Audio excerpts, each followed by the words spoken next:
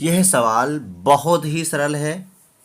आप तो लेकिन मान ही नहीं सकते हो कि सवाल सरल है। कहोगे सर सवाल सरल है, लगा के दिखाओ सरल है। तो ठीक है, देख लो। एक खोखला गोला जिसकी आंतरिक और बाह्य त्रिज्या बाह्य व्यास 4 सेंटीमीटर और 8 सेंटीमीटर है। तो ठीक है, दिया है। ठीक है, खोखले खोखले गोले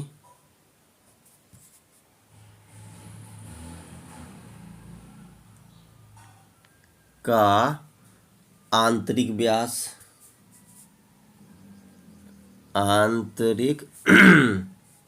व्यास बराबर 4 सेंटीमीटर। तो खोखले गोले की आंतरिक त्रिज्या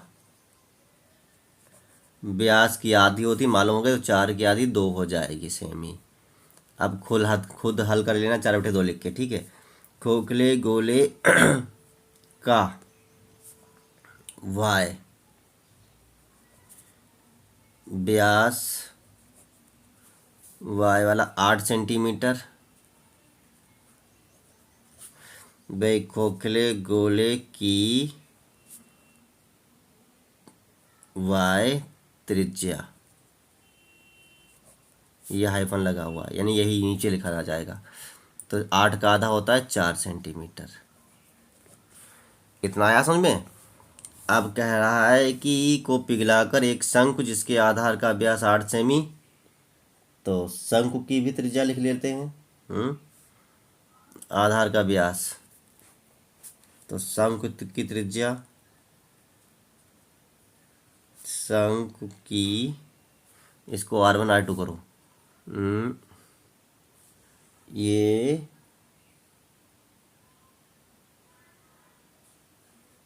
R1 और ये वाली R2, शंकु की त्रिज्या, ये बड़ा वाला R कर लिया हमने पहले। चलो त्रिज्या कोई बात नहीं, आप लेना शंकु का व्यास 8 कर लेना और शंकु की त्रिज्या 8 का आधा 4 सेंटीमीटर कर लेना। अब हम क्या लिखें, ठीक है। बनाया था शंकु की ऊंचाई ज्ञात कीजिए। माना शंकु की ऊंचाई, माना शंकु की ऊंचाई बराबर h। हमने इतना मान लिया है, इतना मान लिया है और बस लगाना चालू कर देते हैं। क्योंकि शंकु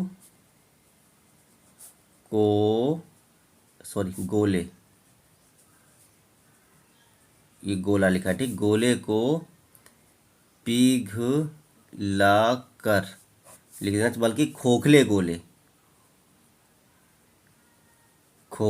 गोले को पिघलाकर एक शंकु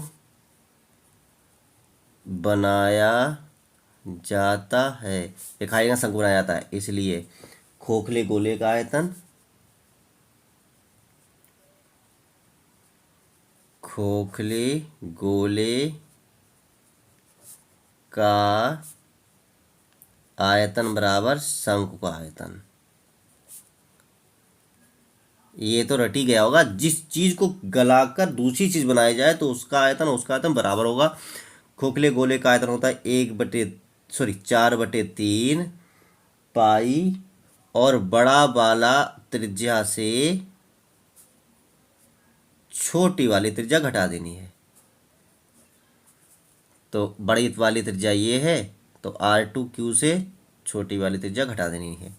मैंने छोटी बड़ी क्यों कहा, क्योंकि हो सकता है सवाल में पहले वाई दिया हुआ हो, तो आप उसको 1 मानो, तो R1 - R2 करोगे, तो बड़ी वाली त्रिज्या से छोटी वाली त्रिज्या घटाओगे। ये मैंने हिंदी भाषा में आपको बता दिया।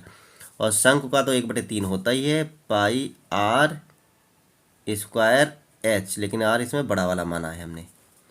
अब देखिएगा, आप लोगों को बहुत समय होगा सवाल लगाते हुए, इसीलिए ये देखो 3 ऊपर आएगा तो इसको यहीं पे हम काट सकते हैं, ये पाई बटे में आएगा तो इसको यहीं पे हमने काट दिया।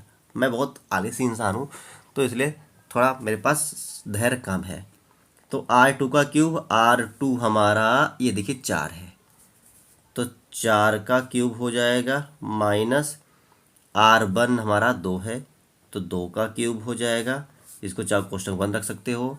R² हमारे पास ये वाला R4 है तो 4 का स्क्वायर गुणा में H, तो 4 चक्कू 16 चक्कू 64 हो जाएगा और ये 2 दूनी 4 दूनी 8 हो जाएगा। ये इसका क्यूब है, इसका क्यूब है, आप चाहें तो 3 बार गुणा करके देख लेना। 4 की 4 गुणे 4 गुणे 4 और 4 चक्कू ये 16 हुआ, गुणा में H आया। आप ध्यान से देखिएगा कि ये देखो 64 है और ये 8 है तो 64 और 8 को, और देखिए आप लोगों ने एक चीज़ नहीं बताई मुझे, फिलहाल कोई बात, ये वाला 4 यहाँ पे हमने लिखा ही नहीं है, ये 4 और ये 4 तो खटिया खड़ा कर देगा, कोई बात नहीं, ये 4 ठीक है, अब सही है। अब 4 है गुणा में 64 से 8 जाएगा तो 56 आएगा और ये 16 इसके बटे में कर लो और बराबर में H तो है ही। अब 16 से 4 से 4 कन 4, 4 चक्कू 16, 4 से ये काट दो, 56 किसके पाड़े में आएगा, 14 चक्कू 56, 14 यानी H बराबर हमारा 14 सेंटीमीटर आ गया। तो यहाँ पर क्या आ गई, शंकु की ऊंचाई आ गई है। शंकु की ऊंचाई पूछ रहा था, अतः लख दो इसके पीछे, अतः शंकु की ऊंचाई ये तो एक 14 सेंटीमीटर आ गई। अब आपको हम बता दें कि वक्र प्रश्न निकालने के लिए एल निकालना पड़ता है और एल वाला हमने कोई भी आपको अभी तक सवाल नहीं बताया है, तो आप उसको ध्यान से समझ लो कि शंकु की तिर्यक ऊंचाई इसी को लिखते हैं एल, रूट में होता है H का स्क्वायर प्लस R का स्क्वायर। कभी भी दिया हो शंकु की तिर्यक ऊंचाई ज्ञात कीजिए तो शंकु की ऊंचाई दी होगी, शंकु का त्रिज्या दिया होगा और आप तिर्यक ऊंचाई ज्ञात कर सकते हो। और अगर तिर्यक ऊंचाई दी हुई है और इनमें से कोई एक चीज़ दी है, कोई एक चीज़ पूछ रहा है तो क्या होगा, यहाँ पे माइनस लग जाएगा तो सूत्र हो जाएगा, मान लो H पूछ रहा है अगर तो सूत्र हो जाएगा रूट के अंदर L² माइनस R²।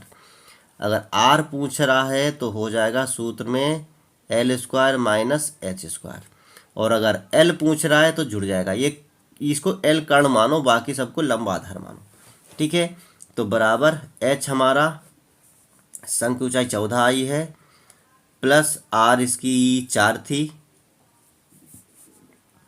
बराबर तो 14 में 196, 4 चक्कू 16, 16 और 96 को हल करेंगे तो कितना आएगा,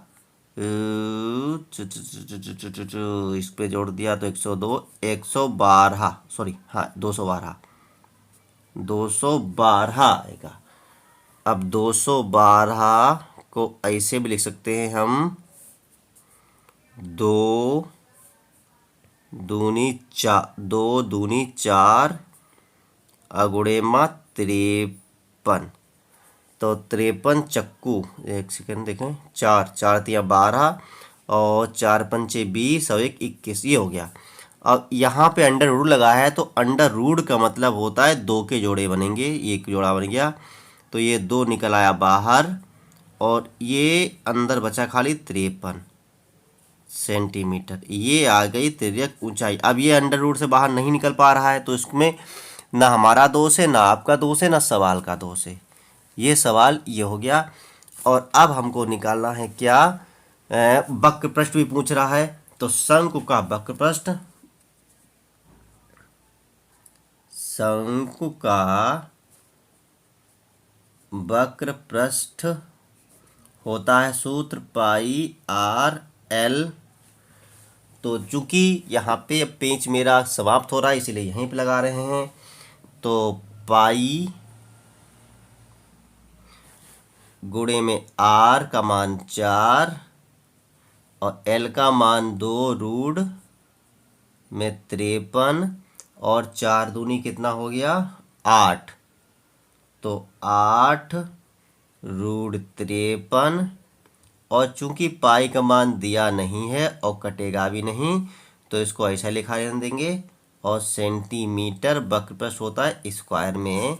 तो ये इसका आंसर आया है 8√53 पाई सेंटीमीटर स्क्वायर या वर्ग सेंटीमीटर। बस यही इसका आंसर हो गया। तो कैसा लगा सवाल? अगर अच्छा लगा हो तो लाइक शेयर कमेंट करें। फिर मिलते हैं अगले वीडियो।